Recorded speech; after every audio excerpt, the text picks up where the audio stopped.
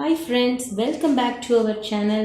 இன்னைக்கு நம்ம குக்கிங் சேனல்ல சுவையா சூப்பரா மீன் குழம்பு எப்படி வைக்கிறதுன்னு பார்க்கலாம். அதுக்கு நான் 1 கிலோ பாறை மீன் நல்லா கழுவி எடுத்து வச்சிருக்கேன்.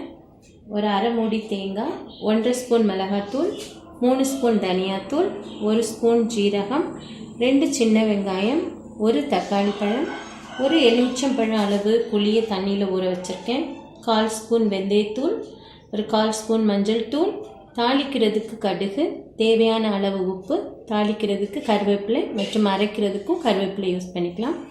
வாங்க நம்ம இன்னைக்கு எப்படி சுவையாக அந்த மீன் குழம்பு செய்யலாம் அப்படின்னு பார்க்கலாம்.